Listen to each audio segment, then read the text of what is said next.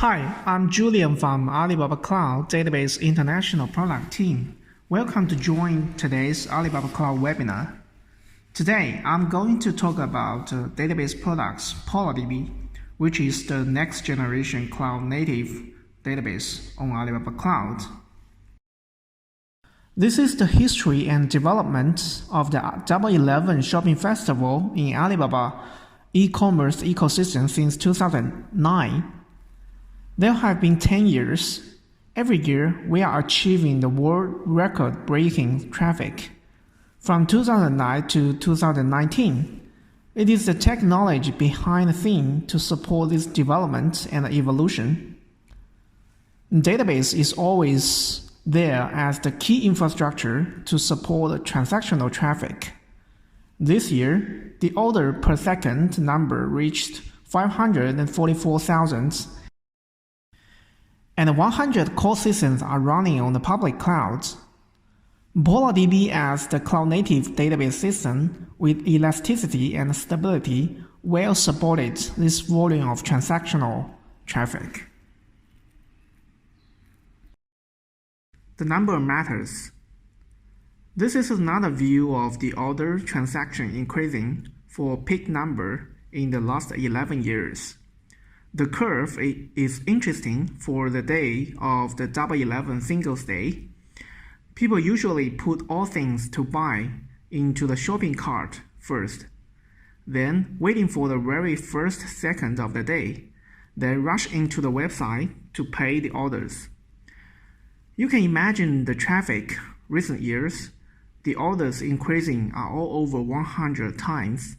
The curves shown here are from the monitoring of the hardware, software, and application services. This is the real challenge for the system. And this chart is from the PolarDB's real system monitoring report for 1 hour around 0 o'clock. Even though the TPS jump extremely high in the red curve at 0 o'clock, you can see that the database response time, which is in the blue curve, is still stable for handling the transaction requests. This should thanks to the compute and storage decoupled architecture of PolarDB. Okay, behind the theme, basically two important things. The first one is that the elasticity. PolarDB was scaling up and scaling out days ahead of this expected flood transaction. And this preparation time has been shortened from 3 months to days or even minutes. The second one is the capacity. More active read-only nodes means more transaction concurrency capacity. PolarDB scaled up to 15 read-only nodes to handle this rush hour. So first, let's take a look at the overview and architecture, then the case study.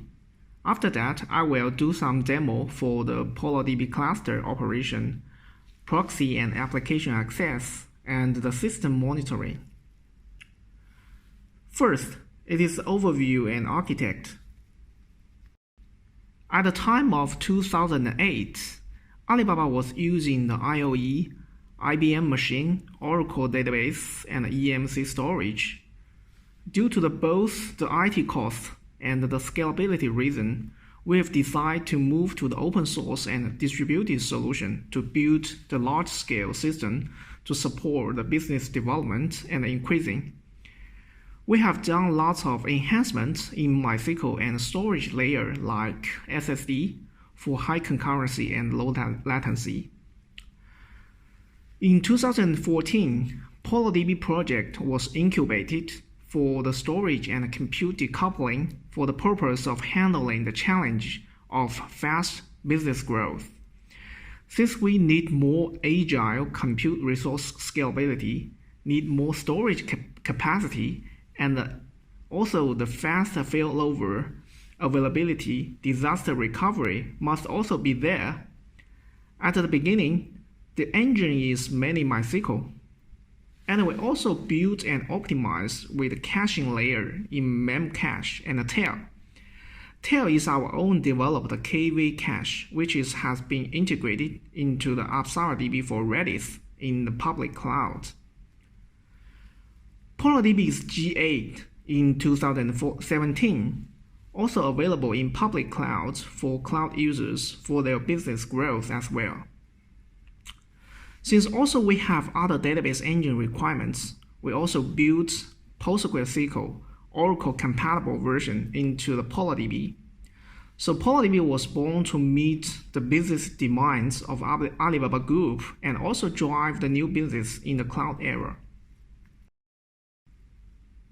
Now, in PolarDB portfolio, we have 3 engine types, which is MySQL engine, 100% compatible with MySQL 5.6 and 8.0, PostgreSQL engine, which is 100% compatible with PostgreSQL version 11, Oracle, which is highly compatible with Oracle. Oracle version is actually based on Enterprise DB, and we also have compatibility enhancements on the Enterprise DB source codes for the better Oracle compatibility. These 3 engine types can cover extensive cloud database requirements and scenarios for customers. So for the PolarDB MySQL and the PostgreSQL, basically it is a super MySQL or the super PostgreSQL on cloud. The separation of storage and computing, combination of the software and hardware optimization brings the high performance and massive storage. 100% compatibility means that you do not have to change anything of your MySQL or PostgreSQL application for migrating to these 2 engine types of PolarDB. Storage capacity is up to 100 terabytes. Scaling up and down, scaling in and out only needs several minutes. RPO is 0, means no data loss in the disaster recovery and high availability scenario. In some of the benchmarks such as Sysbench, PolarDB is maximum 6 times faster than open source MySQL, and the data visibility delay is in milliseconds between primary and the read-only nodes. This is the architecture of the PolarDB. Mainly, we have 3 layers from top to bottom: PolarDB proxy, compute nodes, and the Polar store. Application is talking with Polar proxy, which handles the client connection. In the proxy, the key components and features are built in, such as self-defined read-write splitting. Read-write splitting is commonly used in application for stability. It helps routing the write request to primary nodes and route the read request to the primary and the read-only nodes. You can configure to not route the read request to the primary nodes. Auto load balancing and fast switchover are for sure to have for providing the concurrency capacity and high availability. Another thing is security. Proxy can auto-detect the attack operation and reject properly to protect the cluster. There are 2 types of nodes, primary and read-only. Read-only nodes can be scaled out up to 15 nodes. Every node can be scaled up or down as well.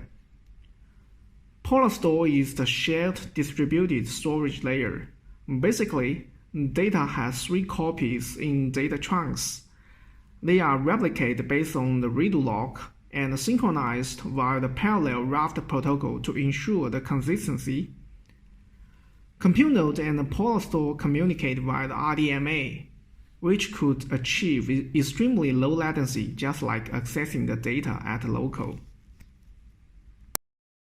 Better read-only instance. There are some unique technology behind to gain these better keywords. Data is replicated via redo log and applied in parallel, which I have mentioned previously, and when you execute an DDL like create table, the DDL execute only once and applied quickly on read-only to see the schema changes. It is very quick to add read-only nodes in minutes to handle the burst business peak workloads, and immediately Polar proxy auto-dispatch the read request based on the workload status. When a new read-only node is added, the buffer pool in it is warmed up as soon as possible for fast business response, so it is very quick for the elasticity. Okay, MySQL is still the most popular open source database choice, so we provide several ways to migrate the MySQL database to PolarDB for MySQL. It can be RDS for MySQL, MySQL installation on ECS, MySQL in local IDC, or even the AWS Aurora or RDS. Basically, DTS, the data transmission service, is helping all of this. Just a single click, the whole migration procedure is automatically hosted and monitored. It supports full or incremental migration, and the graphic user interface is provided on the web console. The whole procedure is with zero or minimal downtime of the business. Another thing need to be mentioned is that the migration can be rolled back, which is up to user. If they want to give up the migration, we give user the maximal choice for this aspect. What about Oracle? Since Oracle is still the most popular commercial database, this chart shows the solution for the Oracle migration to PolarDB Oracle. PolarDB Oracle is highly compatible with Oracle, including SQL syntax, function, stored procedure, etc. And it provides the PostgreSQL connection protocol. Oracle application and objects in Oracle usually could be very complicated, so it could not be an easy task to migrate from Oracle to other databases. Alibaba ourselves have done the Oracle migration 10 years ago. We know the complexity. Today, on Alibaba Cloud, we provide a combination of products and services for the migration solution. ADAM, which is Advanced Database and Application Migration. First, use ADAM to get information like metadata and status from Oracle. It will generate a comprehensive report for the overall compatibility with the PolarDB Oracle, and also telling the details for the incompatible parts, which would guide the modification and adjustments, such as how to modify the SQL and store procedure accordingly. Based on the report, user can make decision whether to kick off the migration or not. If migration was kicked off, DTS, the data transmission service, helps to build channel for the full and incremental migration. The channel could be bidirectional so that the rollback can be done if giving up the migration, which makes zero impaction to the source Oracle. Alibaba Cloud's expert service is available along the whole migration procedure. Oracle migration is not an easy job, but we believe that we are always providing the suitable products and service helping with this. Now, let's take a look at some cases of PolarDB. These are two customer cases. One is a leading K-20 online education company in China. It is serving 200 million students. Another one is a fortune-telling game mobile app with peak daily active user 500,000. Both two customers use PolarDB to handle the elastic business workload with cost saving from 70% to 80%. PolarDB fast scaling down or scaling in during load time and scaling up or scaling out during peak time. The business workload handling is smooth and stable. This is an internet top-selling mobile game customer in China. They smoothly migrate their MySQL game application to PolarDB for MySQL without application changes. The subsystem including gaming service, account service, game history, and recharge service are all running on PolarDB for MySQL. Now, it supports 1 million players online at the same time and 7+ 24-hour service online. This is an Oracle migration case. Customer is the biggest e-commerce site in that area. They choose PolarDB Oracle with ADAM plus DTS to replace the original Oracle due to the license cost, and also concerned about the scalability requirements in the future. The customer has Oracle as a core business system with Oracle 11G with 2 rack instances and more than 10,000 tables and 40 PL SQL store procedure. The data is about 8 terabytes capacity and more than 10 category of application to be migrated. First, they are using ADAM to do the database assessment and the application transformation.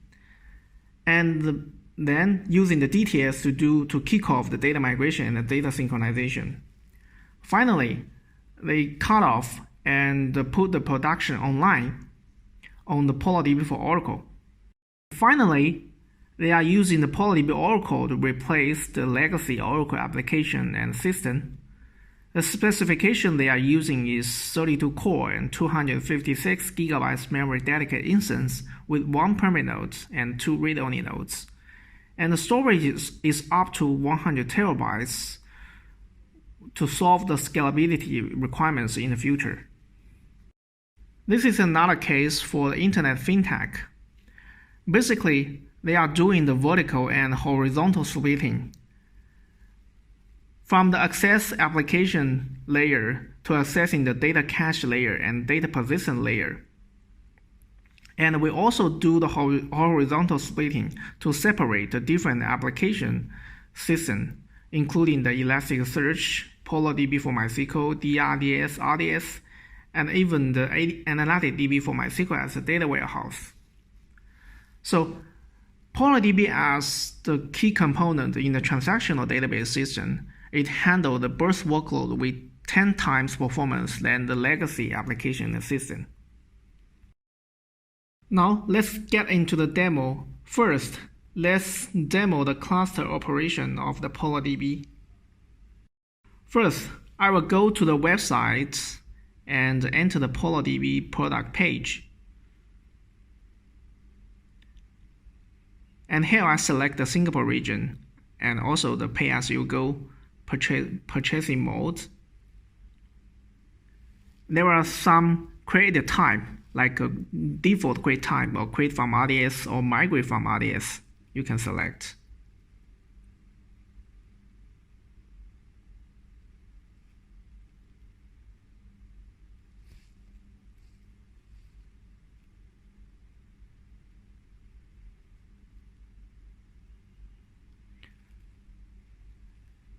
And for the compatibility version, there are MySQL 8.0, MySQL 5.6, and PostgreSQL 11 and compatible with Oracle. First, let me choose MySQL and click to buy.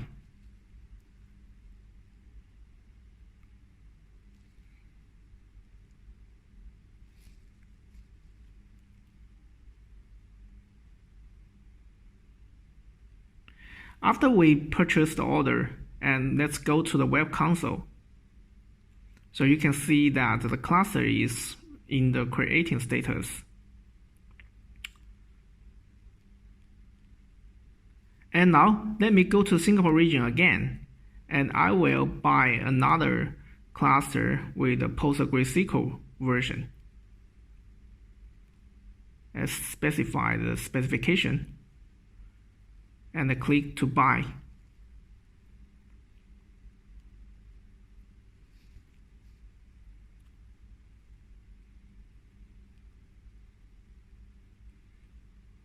And refresh the page of the web console, and the PolarDB for PostgreSQL cluster is also in the creating status. And in Singapore region again, let me buy another cluster for the PolarDB for Oracle compatible version.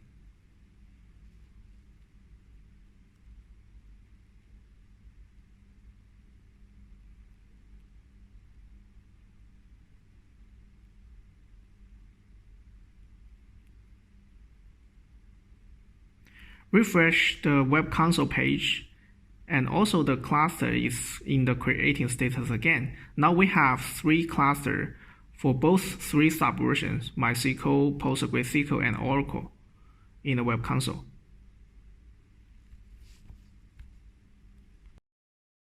After for a while, the 3 cluster has been created successfully. The status are all in running status. So let me change the annotation of the cluster name for the memory in the later demo. And we change the name to PolarDB MySQL, PolarDB PG, and PolarDB for Oracle.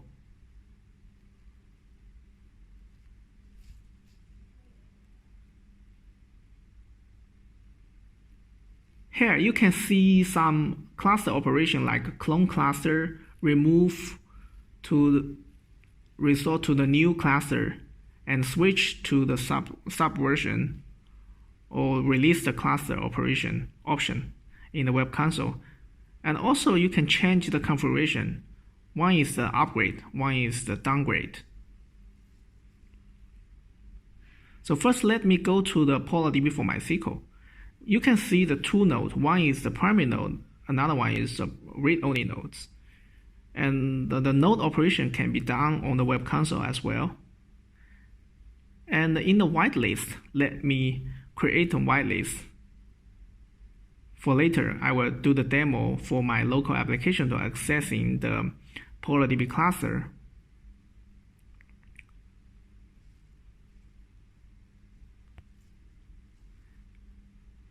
And also you can select the security group to add to the whitelist for the demo.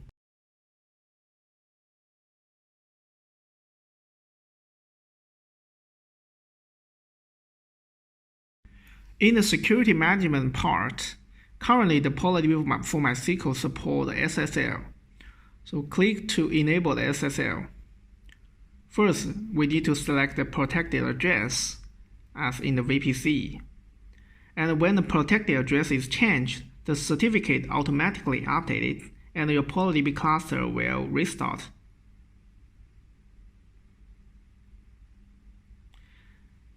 Okay, the cluster is currently in the SSL setting modified status.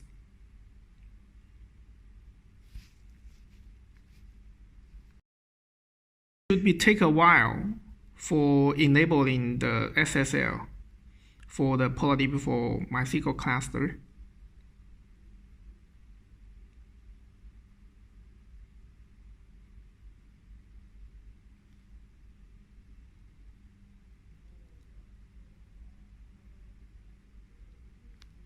And here you can also download the certification for the SSL for your client usage. Here, let me create a database account for the testing later. You need to specify the username and password.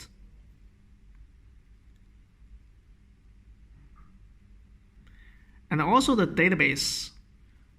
Please create a database for testing as well.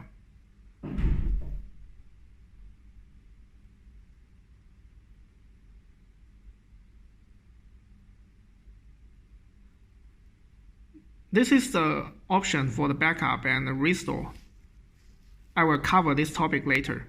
And this is the parameter list that we can change for the cluster. Such as if you want to enable the bin log for the PolarDB for MySQL, you can search the parameter. It is the loose polar log bin. Here you can input on to enable the bin log. When you enable the bin log, you need to apply the change. So apply this parameter change. It will require you to restart the PolarDB cluster. So when you refresh the page, you can see the cluster is in the restarting status.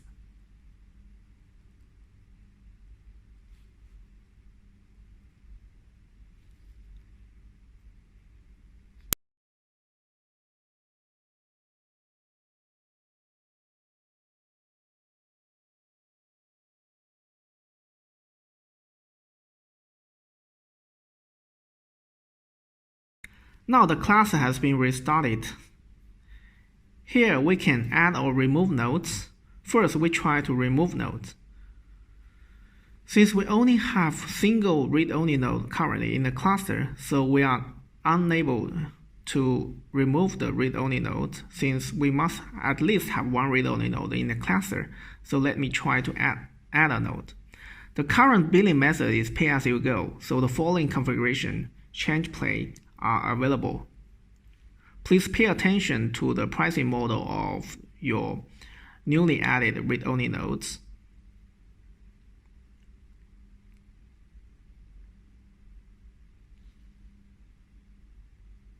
So click the plus to add a new read-only node here. The read-only nodes in the single cluster must have the same specifications, so you can see that we still have 2 core and 8 GB as the starter edition.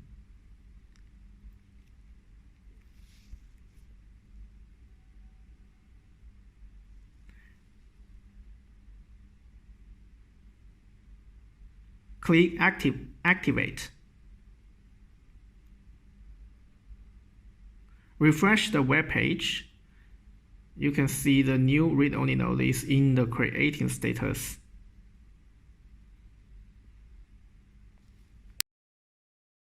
For a while, you can see the node has been added successfully. So let's try to add another read-only node again. So each time, only one read-only node can be added.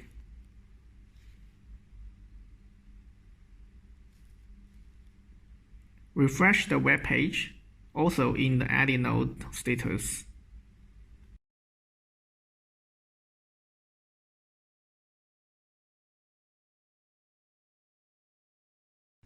After for a while, the node has been added successfully, so now let me try to remove the node.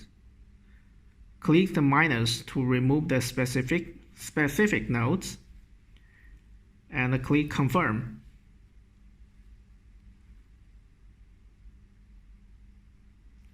Refresh the page, you can see that the specific read-only node is in the releasing status.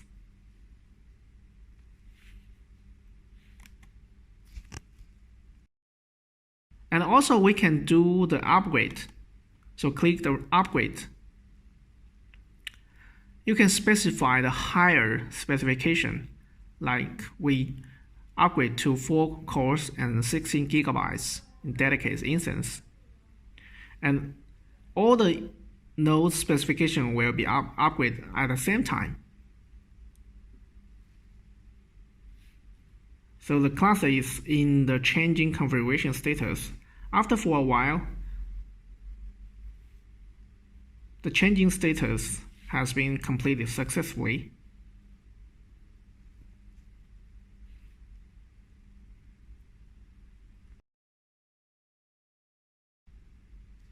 And now, let's try to switch the primary node.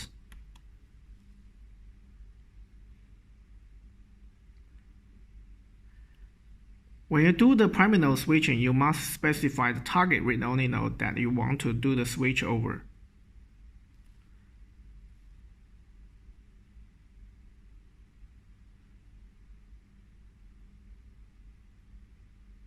It could be for a while when the cluster finishes the switch over.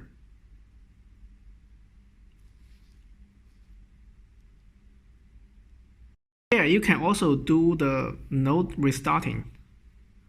So let's try it.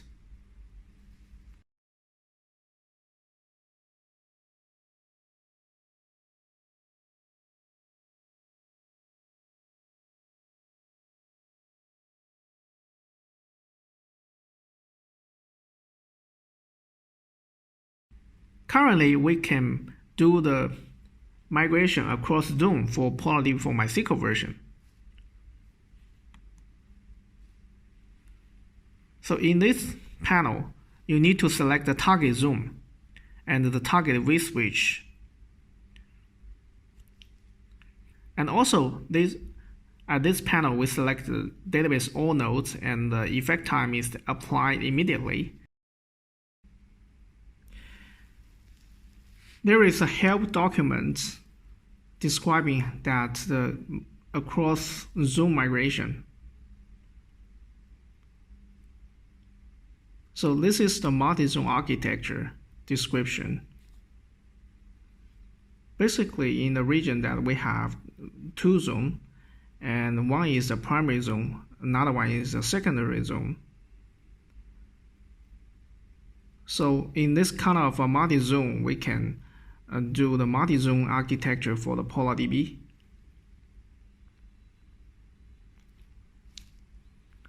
So the primary zone can be switched over between these two zones.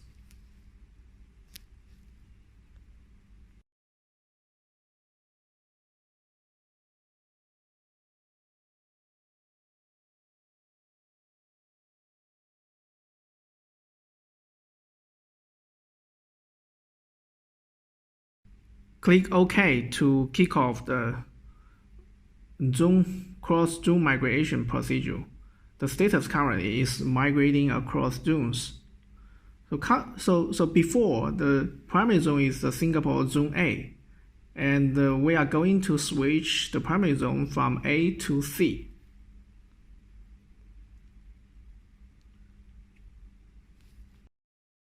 It will be for a while for the migrating crossing zone procedure. So now you can see that the primary zone is currently in the zone C, and the zone A is the secondary zone.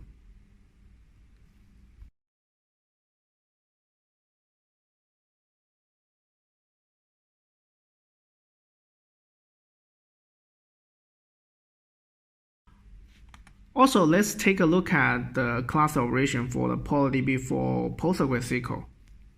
It's pretty much the same like the PolarDB for MySQL. So here you can create a whitelist.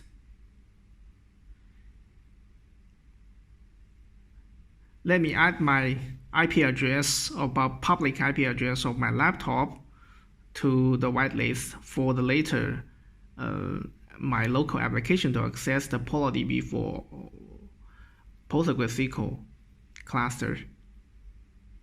And also the account. Let me create an account here for the demo later.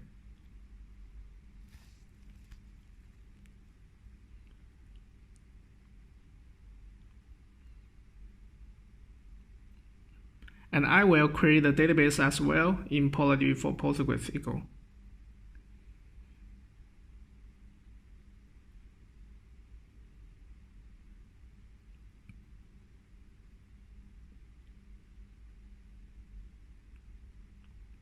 And this is the parameter list for the PolarDB for PostgreSQL. You can do pretty much the same with the parameter in the PolarDB for MySQL operation style. And this is the endpoint description here. We will introduce this part later. And also we have one primary node and one read only for PostgreSQL version. Let me add a node as well. Also, you can do the upgrade for the node. I will skip this part because it's pretty much the same with the operation in the PolarDB for MySQL. Now, let's try to log on to the PolarDB for PostgreSQL to create some table and insert some data into it for the application demo later.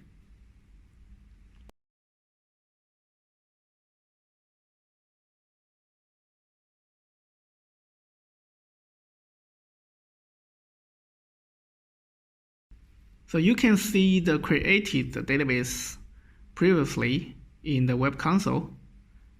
And here, let's create a table. This is the colon 1, the integer data type, and also the colon 2 with the varchar data type. And let me add another column with maybe the timestamp. Okay, timestamp without zone.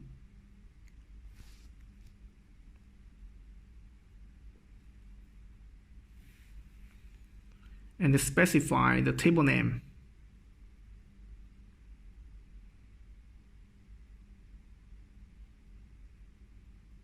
Click Save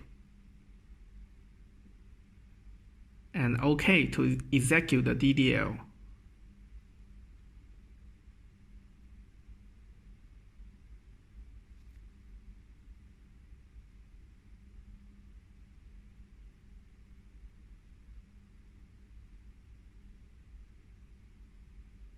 So the table has been created successfully.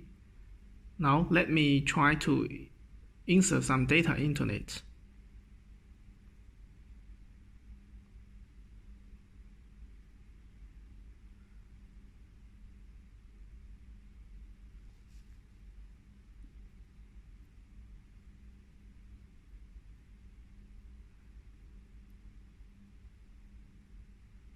Select the table again. You can see that the record just inserted previously, and also insert another record, and also you can see that in the table.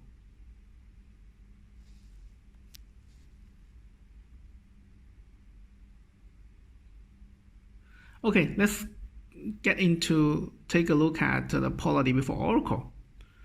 It's also pretty much the same with the MySQL and PostgreSQL. It's the same. Let's specify my laptop's public IP address to the whitelist, and also create a test account.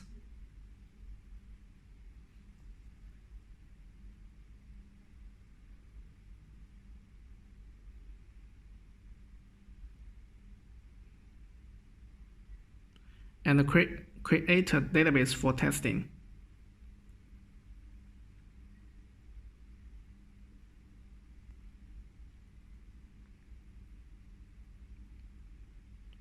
This is the parameter list for the PolarDB for Oracle.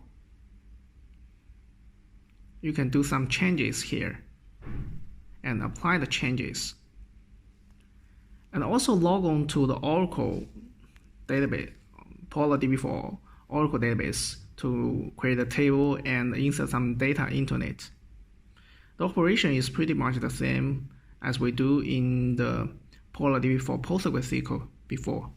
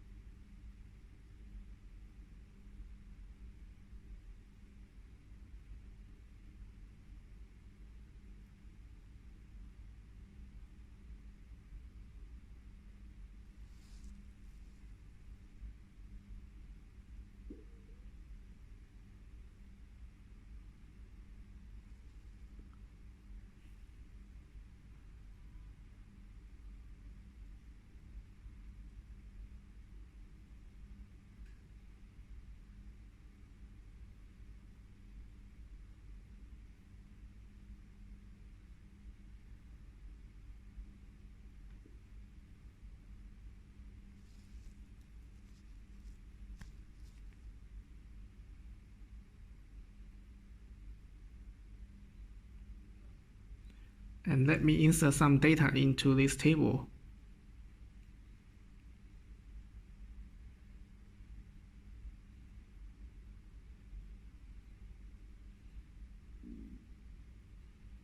Insert 2 records.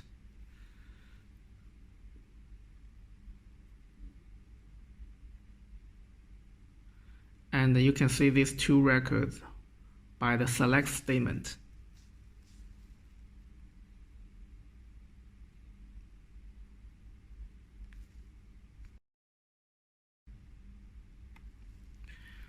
In the endpoint part, is almost the same with the PolarDB for PostgreSQL, and also for the node operation like add, remove, remove nodes.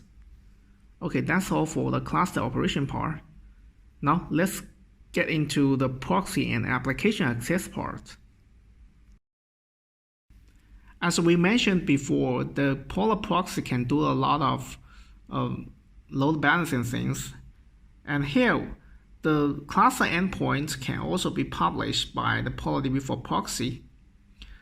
So there are several types of endpoints. One is the primary endpoints, another one is the cluster endpoint.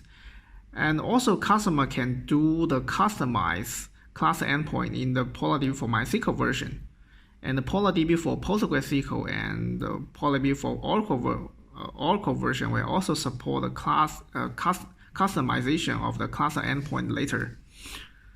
So basically, the primary endpoints only route the request to the primary nodes, and the cluster endpoint will load balancing route the different requests to the different node, such as the insert, update, delete for the write operation will be routed to the primary node. This is due to the read-write splitting logic. And for the bunch of read-only nodes, the select request will be load balancing routed to the different read-only nodes. And the customization of the cluster endpoint is for the flexibility of the business application scenario requirements for the such as workload separation.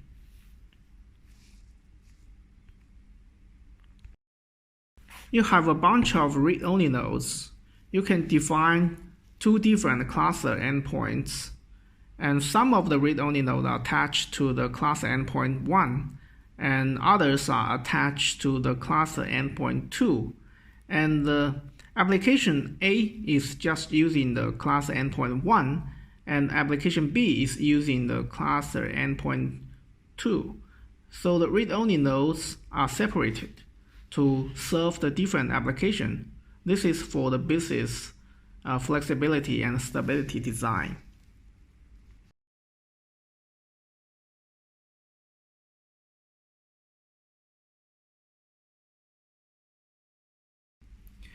Here in the web console of PolarDB for MySQL, you can see the endpoint information in the connection information part.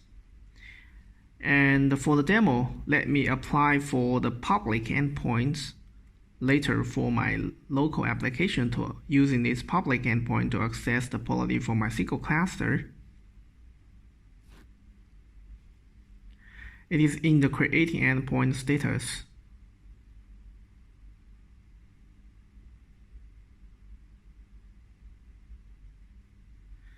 And please make sure my public IP address of my laptop has been added to the whitelist.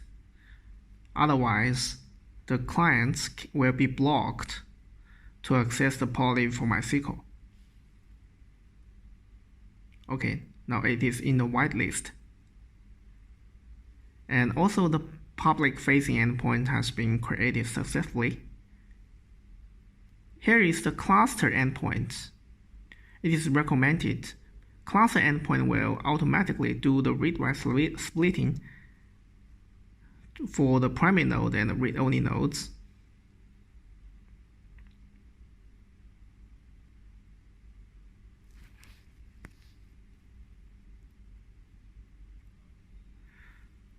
So for PolarDB for MySQL, we can create a custom cluster endpoint. And you can specify which node, even the primary node or the read-only node, to be added to attach to this custom cluster endpoint.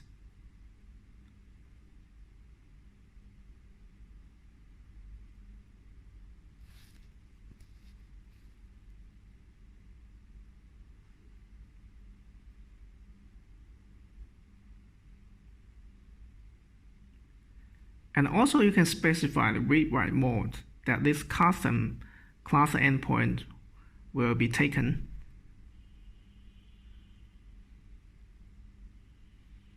And the transaction splitting will be also applied by default for this custom cluster endpoint. For the topic of transaction splitting, I will not cover in this webinar. I have already discussed this topic in another video talking about RDS delegate proxy. If you are interested, please go there to see this tutorial.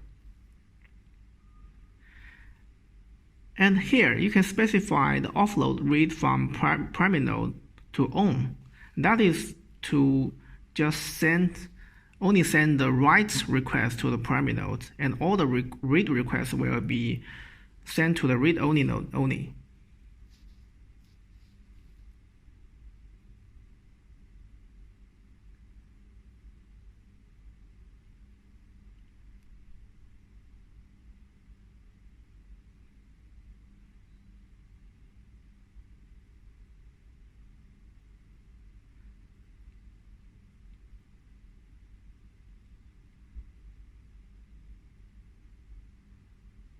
Okay, in this demo, let me create a custom class endpoint with 2 read-only nodes and click OK.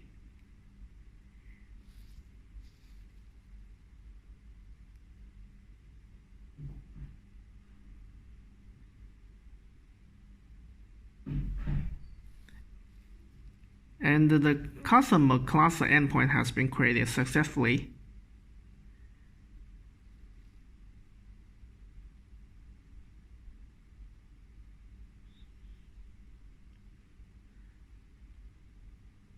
And also, we need to publish the public-facing endpoint for my local application to access later.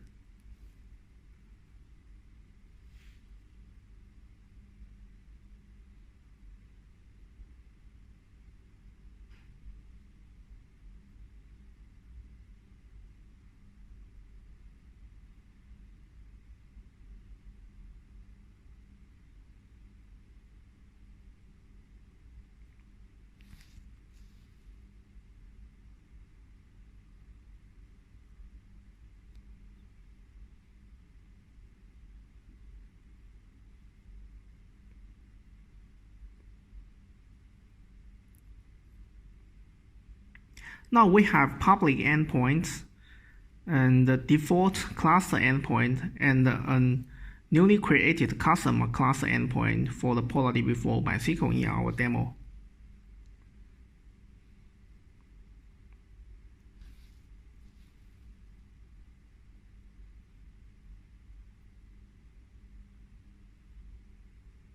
Let's go to the PolarDB for PostgreSQL. For PostgreSQL, it supports the primary endpoints and the cluster endpoints as well. The custom class endpoint currently is not supported in the PolarDB for PostgreSQL. It is in our plan, and it will be available later in maybe the future release of the products.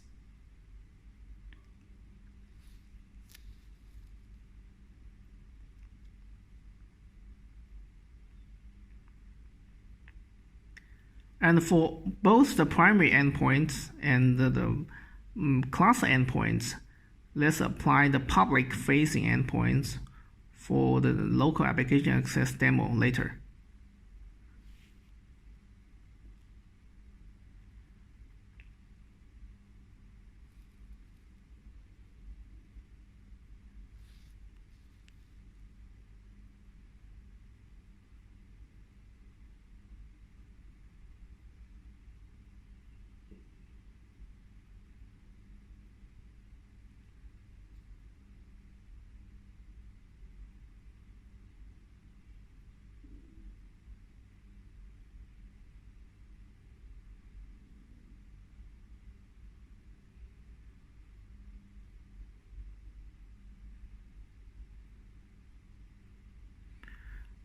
The primary endpoint and the cluster endpoint for the public-facing endpoint has all been created successfully.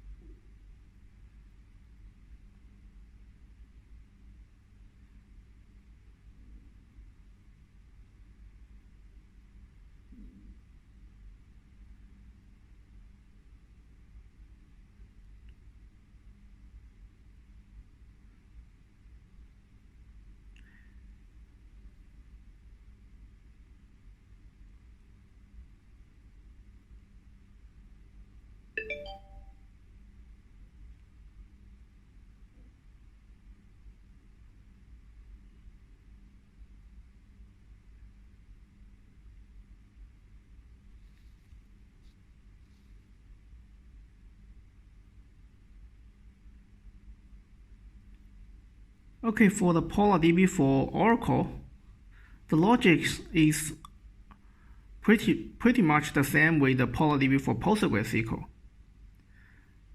Let's apply the primary endpoints, public facing endpoints, and also the public facing endpoint for the cluster endpoint.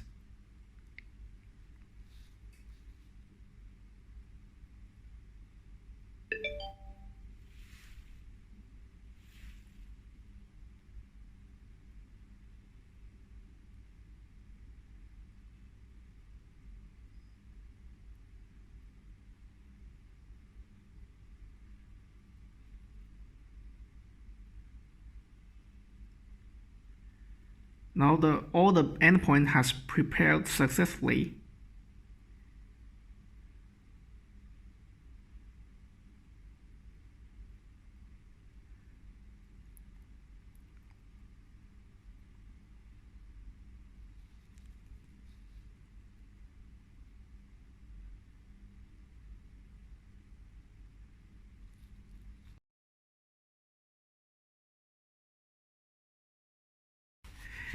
Here I prepare 3 Java applications for the webinar demo to the application access to the PolarDB for MySQL, PostgreSQL, and Oracle cluster.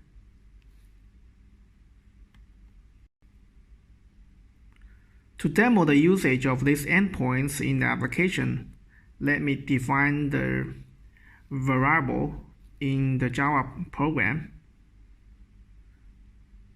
Okay, this is the primary endpoint for the PolarDB for MySQL cluster.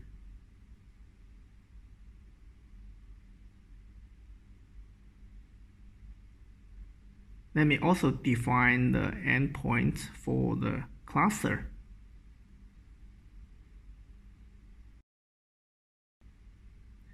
And for PolarDB for MySQL, we also have the additional custom class endpoints. And this custom endpoint will just route the query request to these 2 read-only nodes at the backend.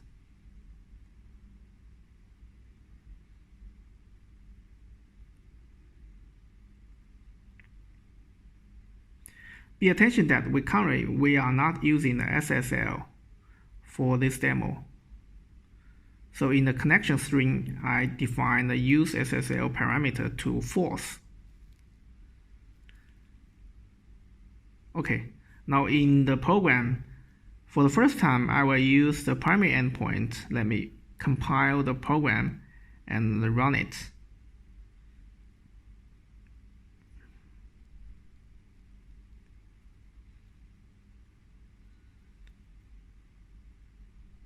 You can see that the query result is the count of the target table. There are only 2 records in the PolarDB for MySQL that I have inserted previously. And now I change the program to using the cluster endpoint. And also it works.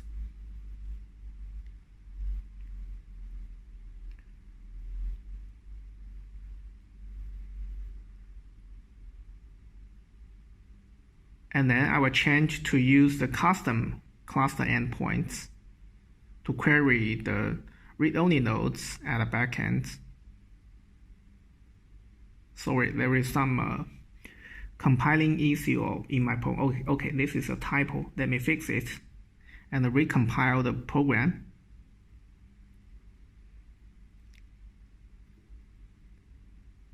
And run the script. Okay, it works. This is for the endpoints of the PolarDB for MySQL, and also for the PolarDB for PostgreSQL. Let's try to see that the Java program working with the primary endpoint and also the cluster endpoint. So we define the variable here as well for the primary endpoints.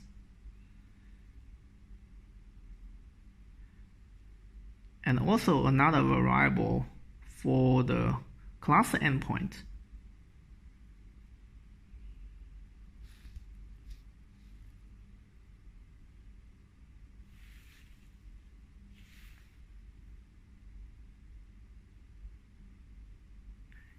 First, let me try to using the primary endpoint. Compile the program.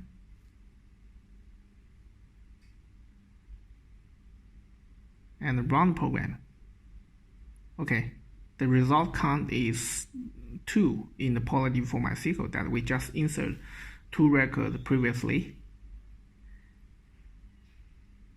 And also let's try to see the class endpoint.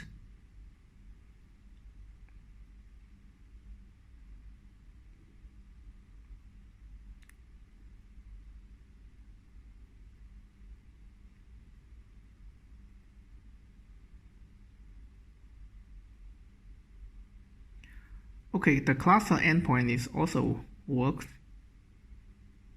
to be used in the Java application.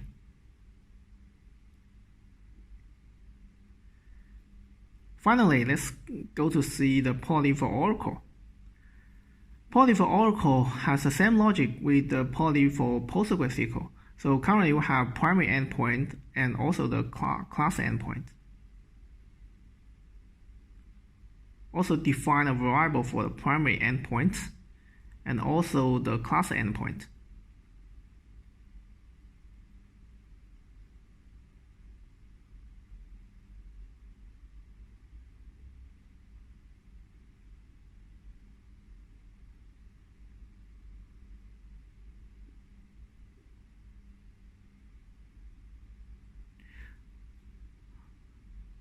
First, try to see the primary endpoint.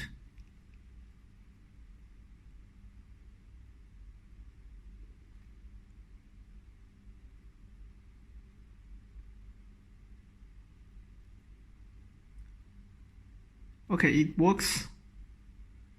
Also, there are 2 records in the PolarDB for Oracle. Then let's try to see the class endpoint. And it works again.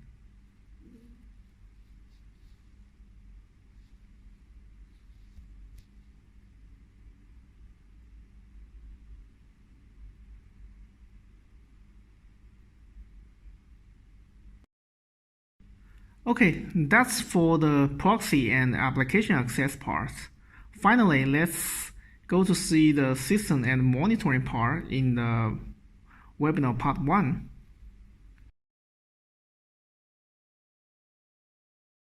So in the PolarDB for MySQL, in the left-hand side, we have a diagnostics and optimization tab. And click the diagnosis. There are a lot of metrics and options you can see that for the system monitoring. Such as in this panel, you can see that the 10 seconds SQL analysis. It will help you try to grab the SQL running that's slower than the 10 seconds. And also a lot of the real-time monitoring metrics like server information, connection information, and also the buffer pool statistics like total pages, idle pages, and also the slow query connection, and also the I/O metrics and network metrics. In the storage analysis, a storage analysis supports up to 20,000 tables. If the storage data is missing, the account does not have the corresponding database or table permission, there will be no data in the storage analysis part.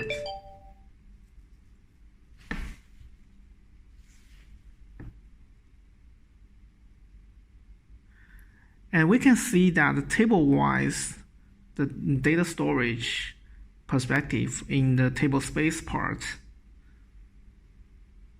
and also the data space to see how many data, what is the data size of the single table there. This is the deadlock analysis. It will help you to do the deadlock analysis against your system.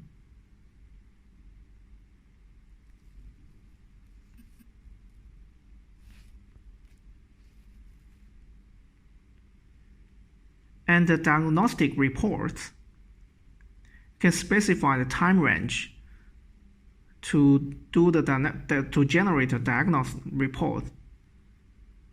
So you can see this request is in the diagnosing status.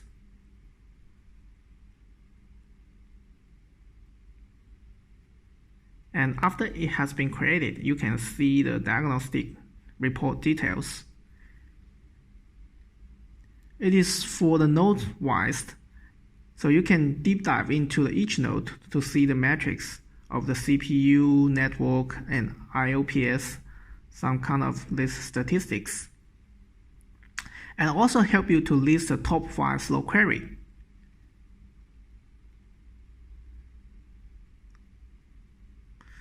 So I think this is many statistics that help you to do the system monitoring, diagnose and slow query monitoring. And also you can download the diagnosis report to your local machine. It is in the PDF format. Let's take a look at it.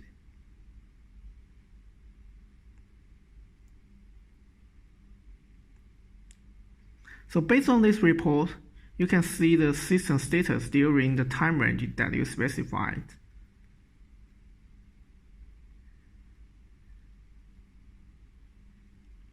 This is a performance insight,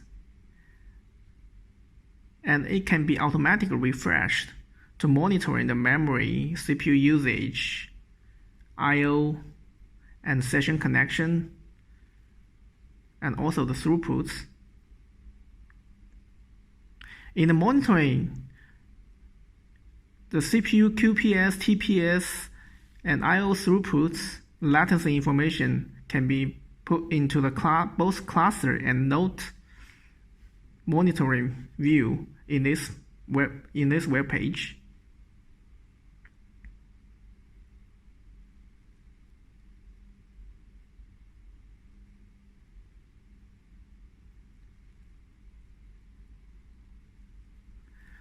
If you want to do the cloud monitor, and this can help you to jump to the cloud monitor to customize your rule for the system monitoring alert.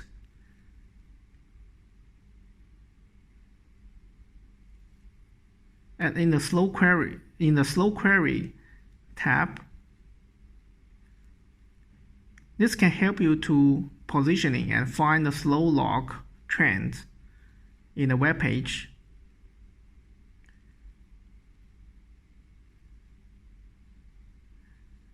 And also the slow request in each node, including the primary node, read-only nodes, the slow request counts can be accumulated and recorded here in this web page. This is the SQL Explorer for the log and audit.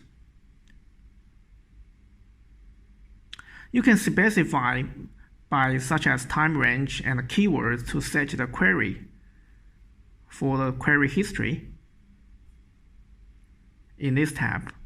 So it's very convenient. And let's take a look at the PolarDB for PostgreSQL. It is almost the same for the diagnostics and operations. We can see the active session, real-time monitoring, and performance insights.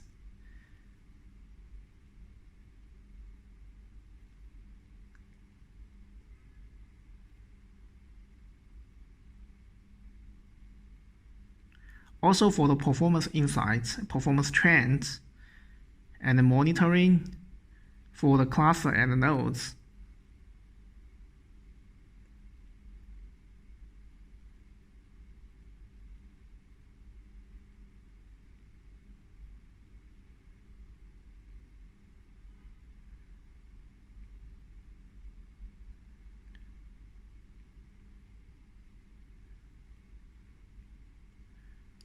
Also, we can get the slow query log trend in this tab.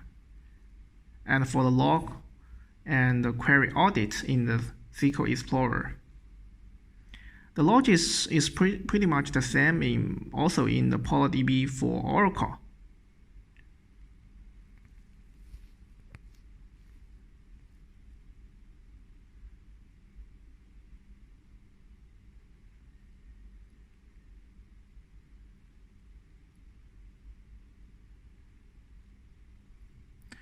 Okay, I think that you can get as much as enough monitoring metrics like session, CPU, and memory, IOPS, and also for the real-time monitoring and also the diagnostic and performance insight of your class and the nodes, and also the slow query and the SQL audit.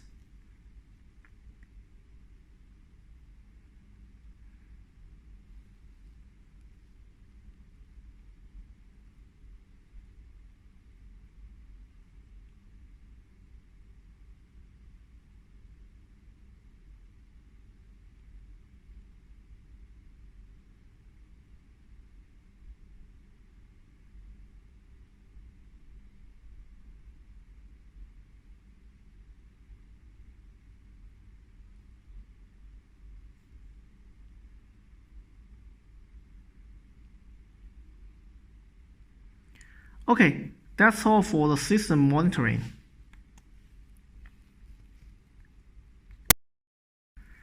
This is for the first part of the PolarDB webinar.